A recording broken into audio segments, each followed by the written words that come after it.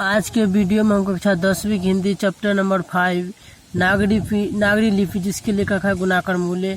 आज ये हम पढ़ने के लिए जा रहे हैं और इससे जो क्वेश्चन पूछ सकता है एग्जाम में वो भी हम कवर करेंगे। हमारा जब वीडियो अच्छा लगेगा तो हमारे चैनल को जरूर सब्सक्राइब कीजिएगा। चलिए स्टार्ट करते हैं। जिस लिपि में यह लेखा छपा है उसे हम नागरी या देवनागरी लिपि कहते हैं। करीब 2 सदी पहले पहली बार इस लिपि के टाइप बने और इसमें पुस्तकें छपने लगी, इसलिए इसके अक्षरों में स्थिरता आ गई है। हिंदी तथा इसकी विविध बोलियां देवनागरी लिपि में लिखी जाती है। हमारे पड़ोसी देश नेपाल की नेपाली, खसकुरा व नेवारी भाषाएं भी इस लिपि में लिखी जाती है।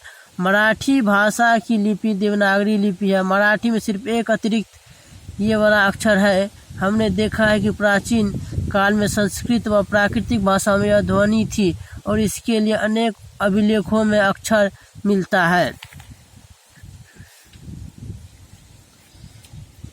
देवनागरी लिपि के बारे में एक और महत्वपूर्ण तथ्य यह है कि संसार में जहाँ भी संस्कृत प्राकृत की पुस्तकें प्रकाशित होती है वे प्रायः देवनागरी लिपि में ही छपती है। वैसे विदेशों के कुछ पंडित और उनका अनुकरण करते हुए कुछ भारतीय पंडित भी ऊपर नीचे कुछ चिन्ह जोड़ते हुए रोमन अक्षरों में भी संस्कृत प्राकृत के उद्धरण एवं ग्रंथ छपवाते हैं।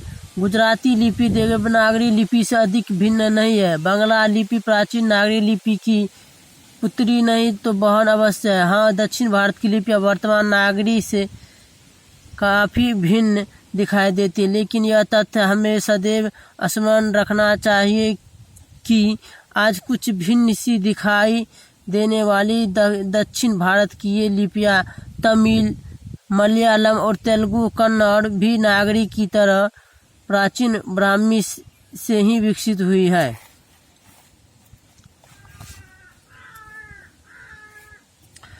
अभी कुछ समय पहले तक दक्षिण भारत में पोथियाँ लिखने के लिए नागरी लिपि का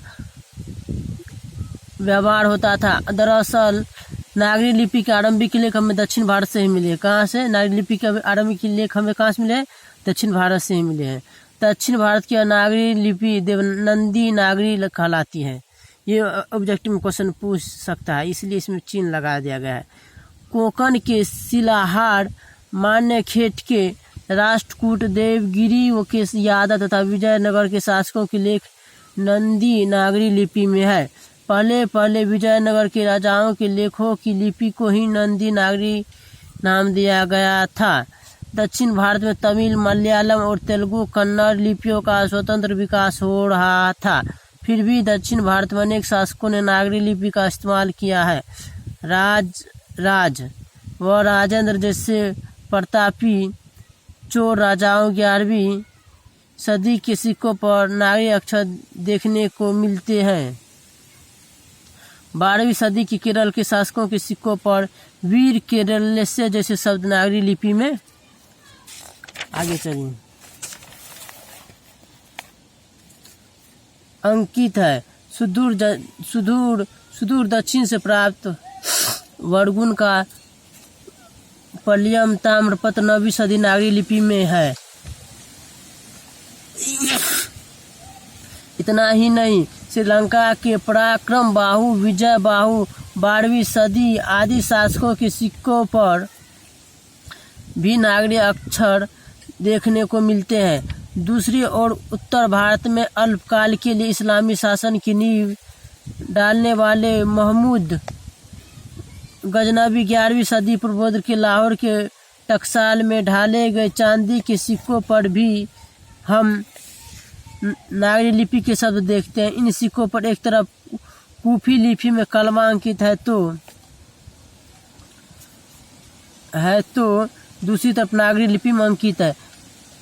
अव्यक्त मेकम मोहम्मद अवतार निरीपति मोहम्मद ये सिक्के 1028 ईस्वी में शुरू किए गए थे। स्मरण रहे कि लगभग इसी समय के दक्षिण के चोर राजाओं के सिक्कों पर भी नागरी लिपि में लिखे गए शब्द देखने को मिलते हैं। देखिए आज तक के लिए इतना ही, मिलते हैं अगले वीडियो में। हमारा वीडियो अच्छा लगा हो तो हमारी वीडियो को भी लाइक करें। मिलते हैं अगले वीडियो में।